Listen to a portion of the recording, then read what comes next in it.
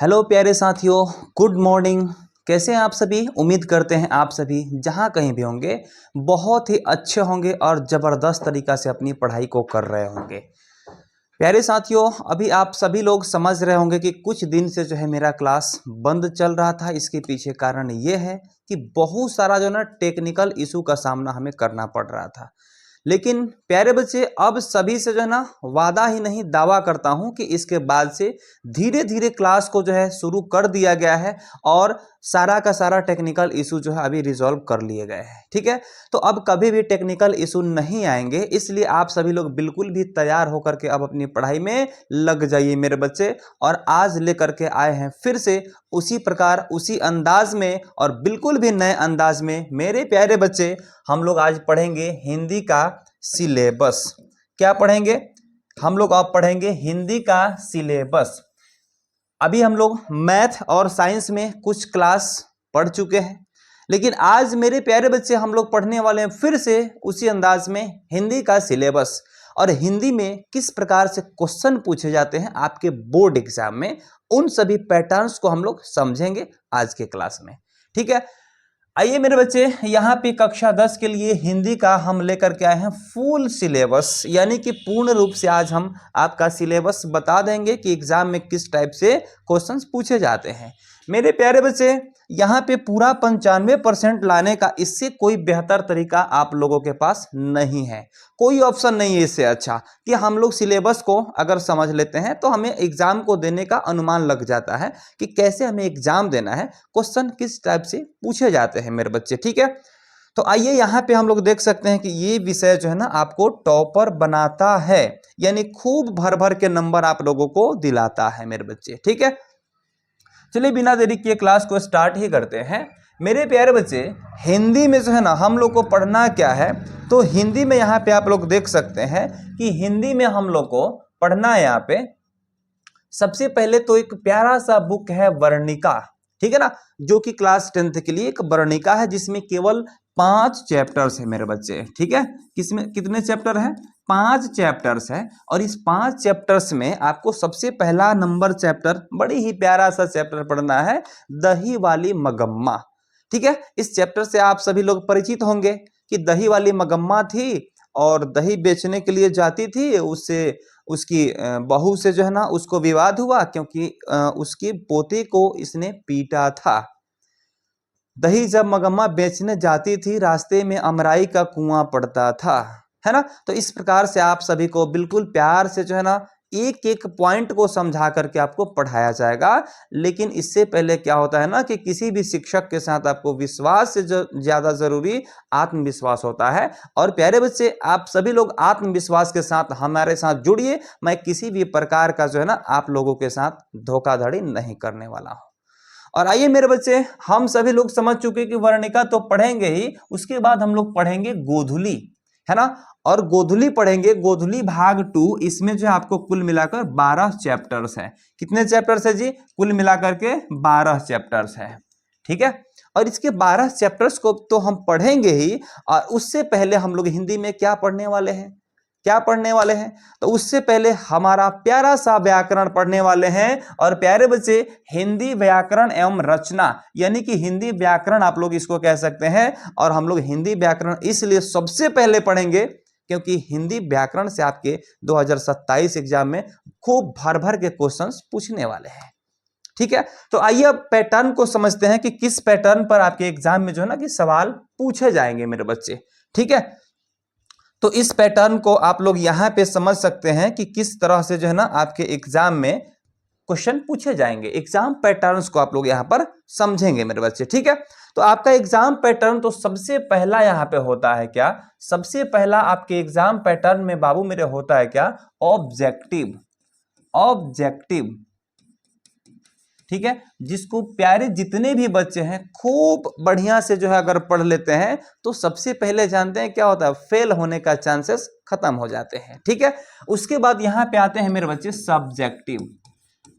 क्या आते हैं? सब्जेक्टिव आते हैं। ठीक है, ऑब्जेक्टिव भी पढ़ना है आपको, सब्जेक्टिव भी यहां पर पढ़ना है। ठीक है, तो ऑब्जेक्टिव और सब्जेक्टिव में सबसे पहले ऑब्जेक्टिव तो 100 में 50 आपको आते हैं ऑब्जेक्टिव। क्या आते हैं? 100 में 50 आते हैं, ठीक है।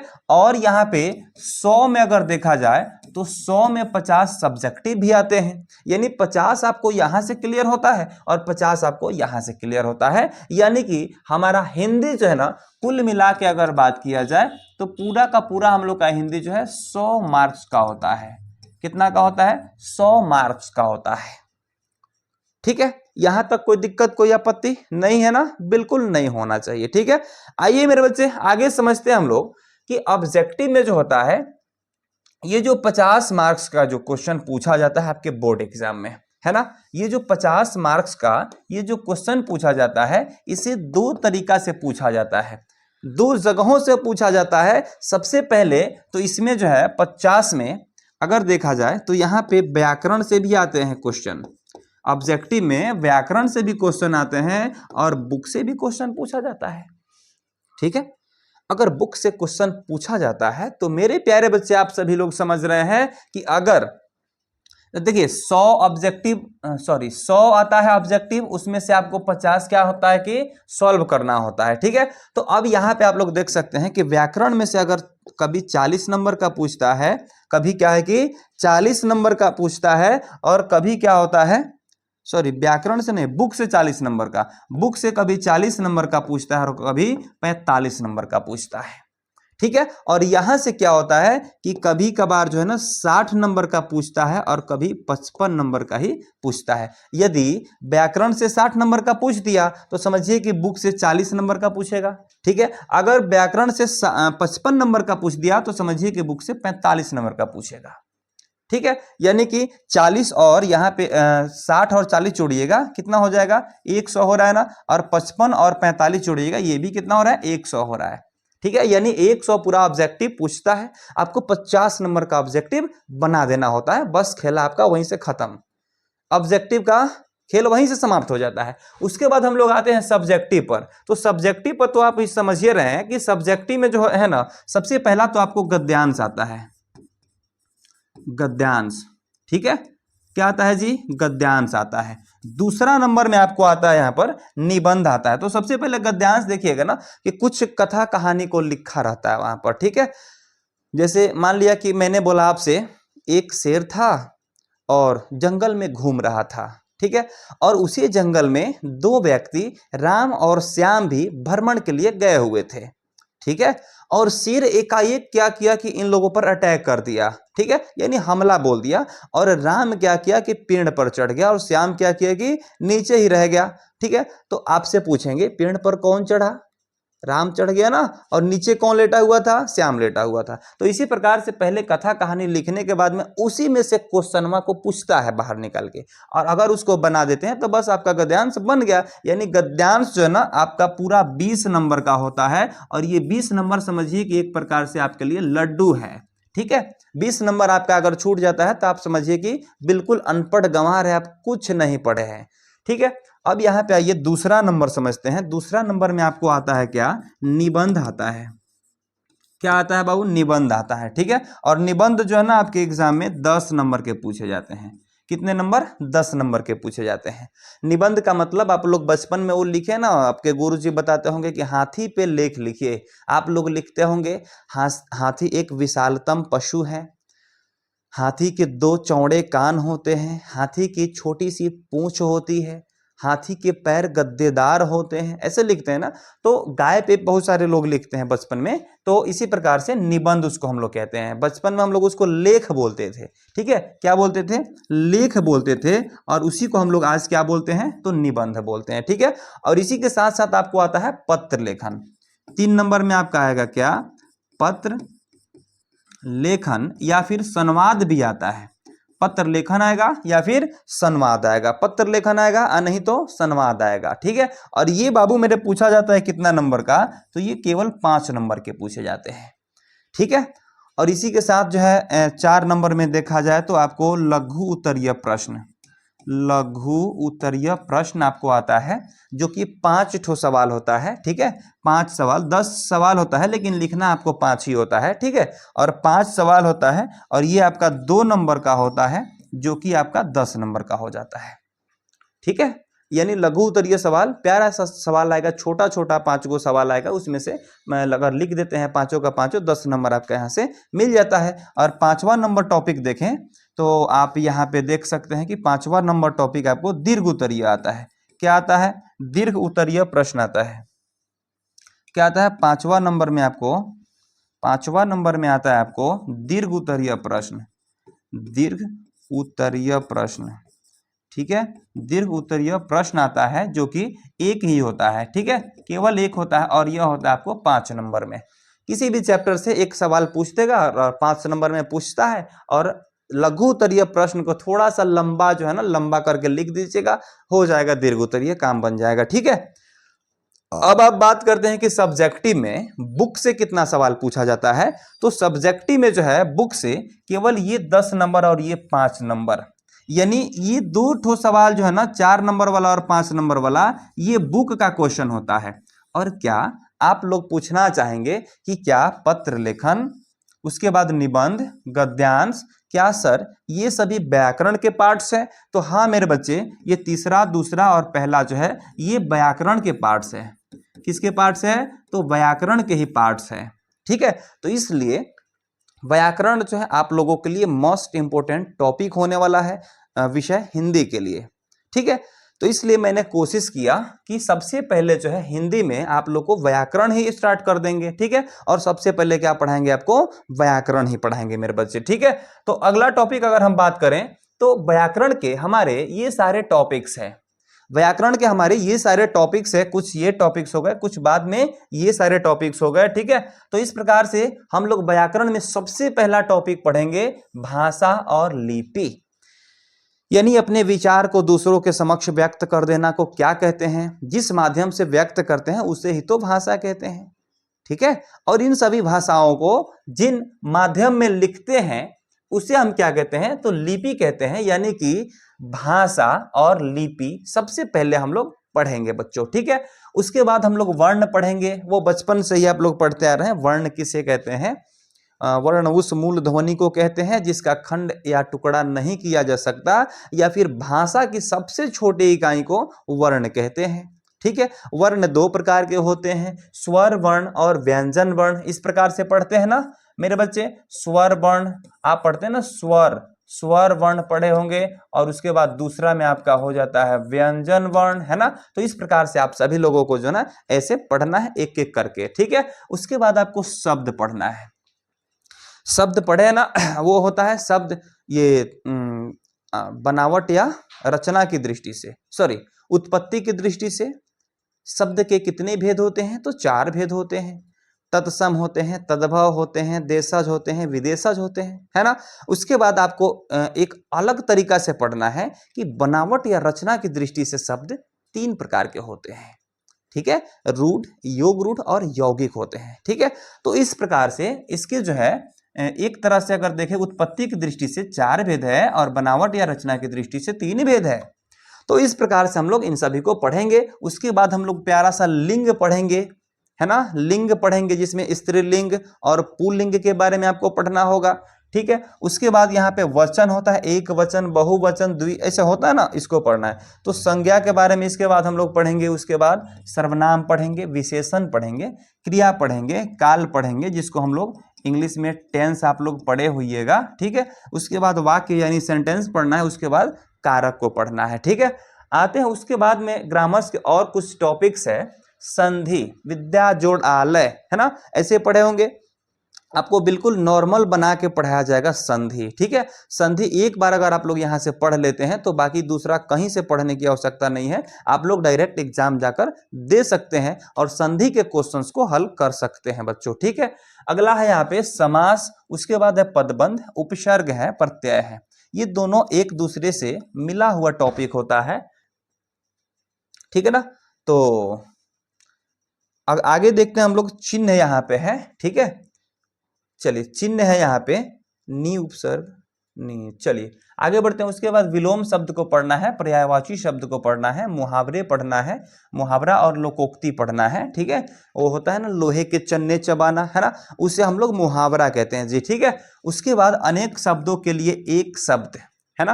वो जो होता है ना अनेक शब्द, जैसे बोला जाता है जो पीला वस्त्र धारण करता हो, अनेक शब्द हुए कि नहीं हुए। अब उसके लिए एक शब्द लिखना है ना, तो हम क्या लिखते हैं मेरे बच्चे, मेरे लाल, हम लोग लिखते हैं पीतांबर। क्या लिखते हैं, पीतांबर लिखते हैं। इसी प्रकार से अनेक शब्द के लिए एक शब्द होता है, शुद्ध शब्द होता है, कुछ अशुद्ध शब्द लिखे जाते हैं, हर्षऊ, दीर्घऊ, ये सब में गड़बड़ होता है ना, तो हम उसको सही करते हैं, तो उसे हम लोग शुद्ध शब्द कहते हैं, शुद्ध वाक्य। इसी प्रकार से अभी हमको पढ़ना है। यानी कुल मिलाकर के हम लोग के व्याकरण के 24 पॉइंट पढ़ना है। 24 टॉपिक को अगर पढ़ लेंगे हम लोग, 24 अध्याय को अगर हम लोग पढ़ लेते हैं व्याकरण के, तो व्याकरण में समझिए कि हिंदी में हम लोगों का 60 नंबर तो ऐसे ही कंप्लीट हो जाएगा, ऐसे ही फाइनल हो जाएगा 60 नंबर। यानी 60 नंबर आपका दुनिया का कोई ताकत जो है नहीं काट सकता है। ठीक है, तो 60 नंबर केवल आपके व्याकरण से कंप्लीट हो जाएंगे आपके हिंदी विषय में। किस विषय में, हिंदी विषय में। ठीक है, और आगे अगर बात करते हैं बुक की, तो बुक में जो है ना सबसे पहले प्यारा सा एक टॉपिक है, बुक है वर्णिका। वर्णिका भाग 2 है बच्चों, यहां पर क्या है, वर्णिका भाग 2 है। और वर्णिका भाग 2 में जो है हम लोग सबसे पहला यहां पे समझेंगे दही वाली मगम्मा।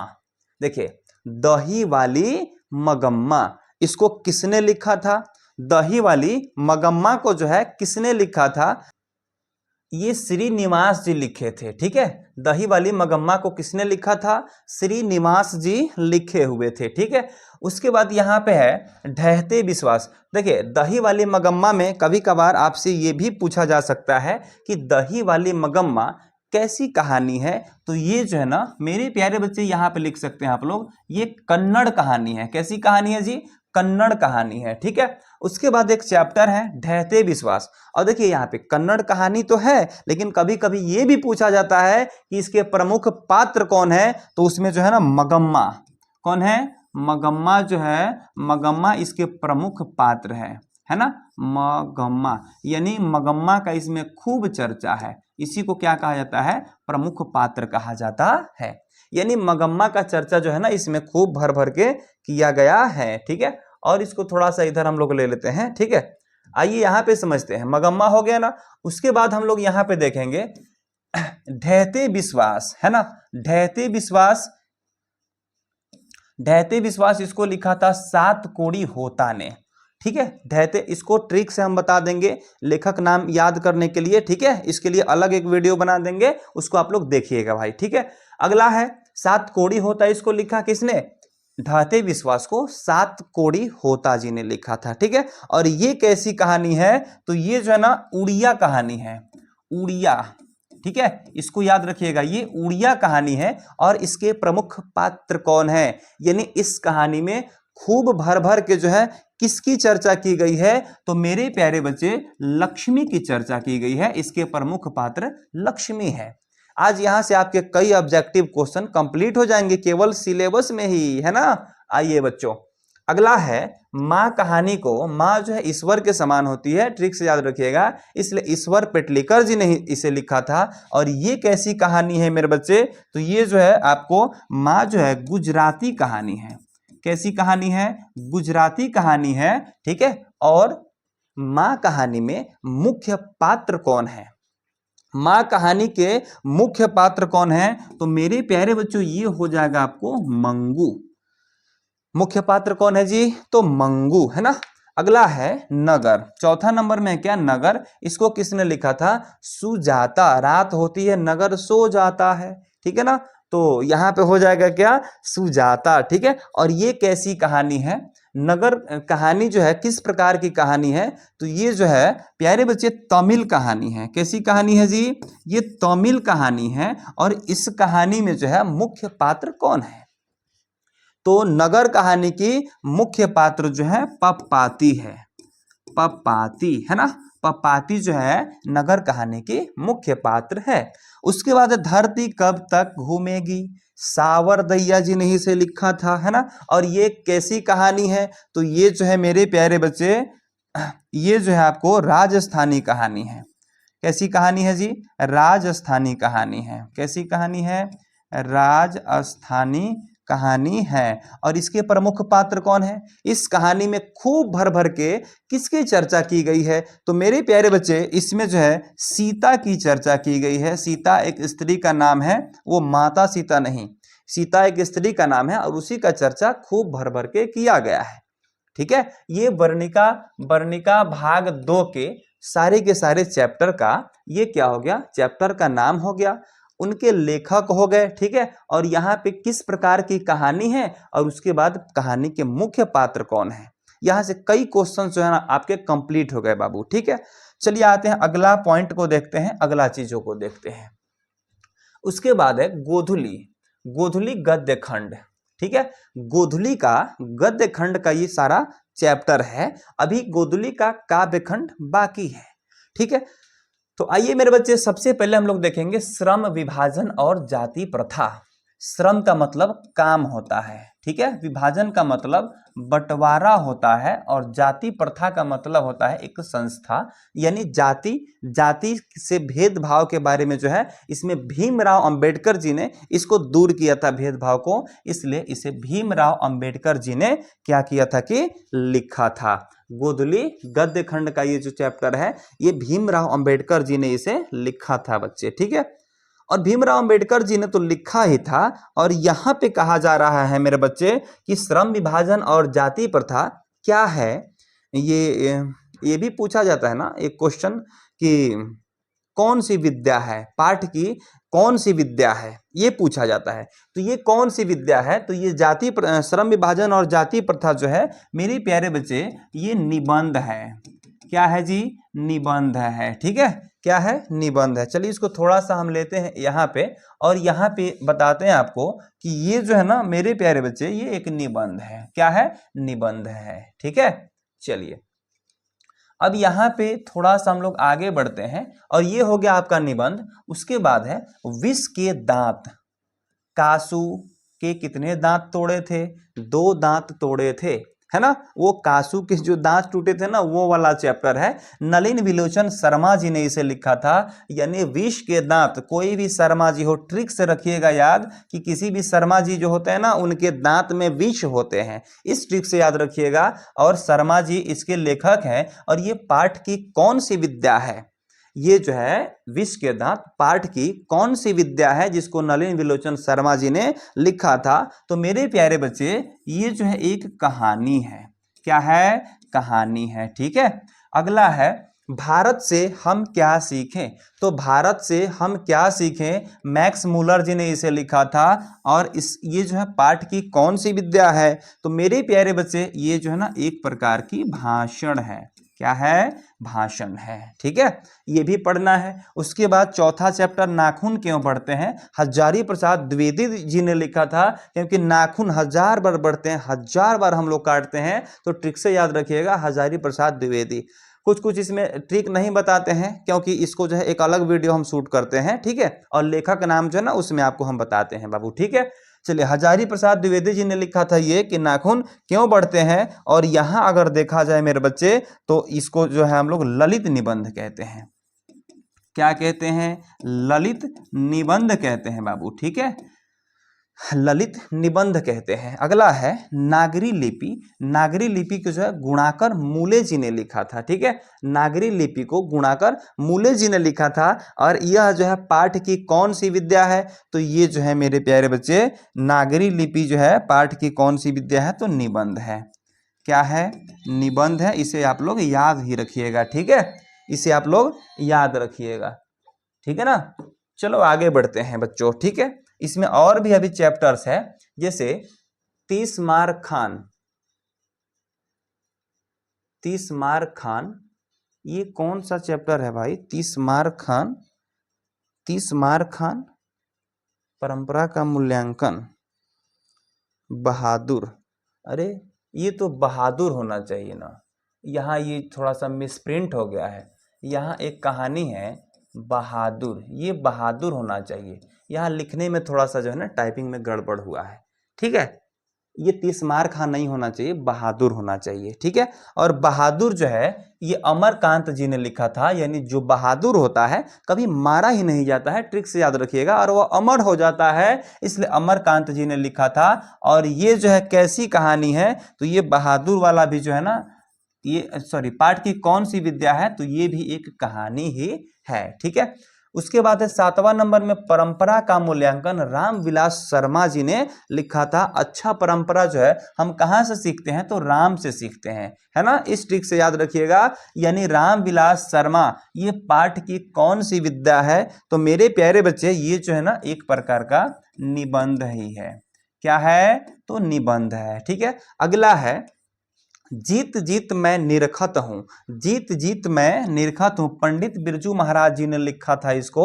और ये जो है ना मेरे प्यारे बच्चे ये साक्षात्कार हैं। क्या है, तो ये साक्षात्कार है। पाठ की कौन सी विद्या है, यह एक साक्षात्कार है। 9 नंबर में है अभिनयो, अशोक वाजपेयी जी ने इसे लिखा था। और इसे देखा जाए कि आखिर यह पाठ की कौन सी विद्या है, तो यहाँ पे अभिनयो होना चाहिए सर, है ना।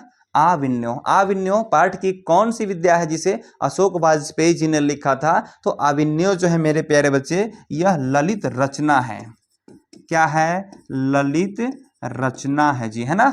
चलो उसके बाद है बच्चे मेरे 10 नंबर में मछली, जिसको विनोद कुमार शुक्ल जी ने लिखा था। मछली दीदी क्यों रो रही थी, ऐसे ऐसे कुछ करके इसमें सवाल है, ठीक है। और लेखक मछली लाए थे, मंगू भग्गू ये सभी उसी में है सब, ठीक है। इसके बारे में पढ़ना है। तो ये पाठ की कौन सी विद्या है, तो ये जो है कहानी है। क्या है, तो मेरे प्यारे बच्चे यह जो है कहानी है, ठीक है। चलिए इसमें 2 और चैप्टर है, ठीक है, क्योंकि इसमें कुल मिलाकर 12 चैप्टर है, ठीक है ना। और 10 हम लोग यहाँ पे देख लिए। और चलिए 11 नंबर हम लोग यहाँ पे देखते हैं। 11 नंबर में है नौबत खाने में इबादत। इबादत का मतलब प्रार्थना होता है, नौबत खाना का मतलब होता है मुस्लिम लोगों का एक जो है मंदिर जैसे एक भवन होता है, उसमें वो लोग इबादत करते हैं, उससे ही इबादत प्रार्थना को इबादत कहा जाता है। और यह यतीन्द्र मिश्र जी ने लिखा था। और ये पाठ की कौन सी विधा है, तो ये जो है ना व्यक्ति चित्र है, ठीक है। यहाँ पे हम लोग इसको कर देते हैं, यह जो है एक व्यक्ति चित्र है। क्या है, तो व्यक्ति चित्र है, ठीक है। अगला है 12 नंबर में शिक्षा और संस्कृति, ये महात्मा गांधी जी ने लिखा था। शिक्षा और संस्कृति के बारे में हमको अच्छे से भली भांति कौन बता सकते हैं, तो महात्मा गांधी ही बता सकते हैं। ट्रिक से याद रखिएगा बाबू, ठीक है ना। यह कोई ज्यादा कुछ में इसमें एक्स्ट्रा नहीं बता रहे हैं, यह एक ट्रिक ही है केवल, ठीक है। यानी शिक्षा और संस्कृति महात्मा गांधी जी ने। और ये पाठ की कौन सी विधा है, तो ये है शिक्षा शास्त्र। क्या है, यह एक शिक्षा शास्त्र है मेरे बच्चों, ठीक है। चलिए ये हो गया आपको गोधुली के गद्य खंड के भाग, ठीक है। गद्य खंड के जो है पार्ट्स हो गए। अब हम लोग देखेंगे काव्य खंड के पार्ट्स, ठीक है। काव्य खंड के पार्ट्स को हम लोग देखेंगे मेरे बच्चे। तो अब आप लोग पूछेंगे सर राम नाम बिनु बिरथी जग जन्मा, यानी राम नाम के बिना इस जग में जन्म लेना व्यर्थ होता है, ये पाठ की कौन सी विद्या है। मेरे प्यारे बच्चे इसमें जो है ना सब का सब कविता ही है। क्या है, तो ये जो है ना सब का सब इसमें कविता ही है मेरे बच्चे, इसमें ज्यादा कुछ हम लोग को सोचने की आवश्यकता नहीं है, इसमें सबका सब कविता है, ठीक है। तो राम बिनु बिरथे जगी जन्मा, राम नाम बिनु बिरथे जगी जन्मा गुरु नानक जी ने लिखा था। उसके बाद है प्रेम आयनी श्री राधिका, ये प्रेम कहानी से भरा हुआ एकदम अच्छा सा कहानी ये कविता है, इसको रसखान जी ने लिखा था। किसने, रसखान जी ने, ठीक है। और यहाँ पे आप लोग अति सुधो स्नेह को मार्ग है, यानी अति सुधो स्नेह को मार्ग, इसको घनानंद जी ने लिखा था। उसके बाद है स्वदेशी, इसको जो है प्रेमघन जी ने लिखा था, ठीक है। सबका क्वेश्चन आंसर करवाएंगे, ठीक है ना। सभी चैप्टर का एक एक करके क्वेश्चन आंसर भी हम करवाएंगे बाबू, आप लोग चिंता मत कीजिएगा। सबसे पहले आप लोग सिलेबस को समझ लीजिए, ठीक है। 5वां नंबर में है भारत माता, इसको सुमित्रा नंदन पंत जी ने लिखा था। इतना ही नहीं मेरे बच्चे, इसमें और भी है। यहाँ पे आप लोग देख सकते हैं जनतंत्र का जन्म रामधारी सिंह दिनकर जी ने लिखा था। हिरोशिमा, ये हिरोशिमा तो होना चाहिए एसएसटी का, क्योंकि हम लोग एसएसटी में न पढ़ते हैं कि अमेरिका 13 अप्रैल और 16 अप्रैल को वो जो है क्या गिराया गया था, परमाणु बम गिराया गया था जापान पर, है ना। तो इस प्रकार से हम लोग को इसमें एसएसटी में पढ़ना है, लेकिन हम लोग इसको हिंदी में ही पढ़ लेते हैं। उसके बाद है एक वृक्ष की हत्या, कुंवर नारायण जी ने लिखा था। उसके बाद है हमारी नींद, वीरेन डंगवाल। ठीक है, वीरेन डंगवाल। हमारी नींद, ठीक से याद रखिएगा, हमारी नींद कौन खराब करता है, तो मच्छर आता है, वीरेन वीरेन करके क्या मारता है, डंग मारता है ना, इसलिए डंगवाल, है ना। हमारी नींद, वीरेन डंगवाल। अक्षर ज्ञान, अनामिका। अनामिका इतना समझिएगा, हम लोगों की शिक्षिका है ना, और अनामिका हम लोगों की शिक्षिका है, और अक्षर का ज्ञान यही हमें देती है। इससे याद रखिएगा आप लोग, ठीक है। अगला इसमें जो भी है आप लोग समझ सकते हैं, लौट कर आऊंगा फिर, जीवनानंद दास जी ने लिखा था इसे। ठीक है, इस कविता को जीवनानंद दास जी ने लिखा था। अगला है राम बिना तुम प्रभु, सॉरी, मेरे बिना तुम प्रभु, यानी कि कहा जा रहा है कि मेरे बिना आप प्रभु, आपका कोई अस्तित्व ही नहीं रह पाएगा। अगर हम आपको भजते नहीं हैं, हम आपका नाम, हम मानव लोग नहीं लेते हैं, तो फिर आपका नाम लेने वाला होगा कौन, और ये पता कैसे चलेगा कि आप ही राम हैं, आप ही श्याम हैं, आप ही शिव है, और आप ही विष्णु हैं। कैसे पता चल पाएगा, नहीं चल पाएगा ना। तो इसलिए हम कह रहे हैं मेरे बिना तुम प्रभु, आपका अस्तित्व रहेगा नहीं रह पाएगा। इसको किसने लिखा था, रेनर मारिया रिल्के। किसने लिखा था, रेनर मारिया रिल्के जी ने लिखा था। ठीक है, तो इस प्रकार से आप सभी लोग इस चीज को समझ सकते हैं कि इसके बाद हम लोग एक एक करके ये सारा जो भी पॉइंट्स है हम लोग अभी देखें, और ये सभी पॉइंट्स को जो है सबसे पहले हम देखते हैं यहाँ पर कि सबसे पहला हम लोगों का पॉइंट होने वाला है क्या। तो सबसे पहला हम लोगों का पॉइंट हम लोग आते हैं और यहाँ पे देखते हैं, यहाँ आते हैं। ठीक है, तो मेरे प्यारे बच्चे, हम लोग सबसे पहला पॉइंट समझिएगा कि हम लोग लेके आ रहे हैं भाषा और लिपि। ठीक है, और आप लोगों को जाते जाते एक चीज बताना चाहूंगा कि ये जो है, हम बाकी सारा सब्जेक्ट तो हम देखेंगे, मैथ देखेंगे, साइंस आपको हम पढ़ाएंगे, ये सोशल साइंस हम ही पढ़ाएंगे। ठीक है, और बाकी का जो है हिंदी, इंग्लिश भी हम ही पढ़ाएंगे, लेकिन यहाँ पे हिंदी और संस्कृत आपको एक सुमन मैम आपको पढ़ाएंगे, जिनका नाम है सुमन मैम। ठीक है, उनके द्वारा जो है ना ये एक एक करके सारा का सारा ये क्लास चलवाया जाएगा, और आप जो है ना सभी ग्रामर के टॉपिक्स को एक एक करके अच्छे तरीका से समझेंगे, और जहाँ पे कोई दिक्कत होगा कमेंट बॉक्स में ज़रूर आप लोग पूछेंगे। तो चलिए, यहाँ पे सबसे पहले आप लोग पढ़ने वाले हैं भाषा और लिपि। ठीक है, और नेक्स्ट क्लास जब भी होगा हिंदी का, तो भाषा और लिपि का ही होने वाला है। ठीक है, और इसके बाद हम क्या पढ़ाने वाले हैं आपको, तो लेकर के आ रहे हैं फिर से उसी सिलेबस को जो सोशल साइंस का सिलेबस होने वाला है, और सोशल साइंस के सिलेबस के साथ आपसे फिर मिलते हैं। तो जो भी छात्र को ये वीडियो अच्छा लगा होगा, एक बार वीडियो को लाइक जरूर कर दीजिएगा, और अगर नए नए जुड़े हो तो चैनल को सब्सक्राइब जरूर कीजिएगा। तो चलिए फिर मिलते हैं नेक्स्ट क्लास में, तब तक के लिए जय हिंद, टेक केयर, गुड बाय।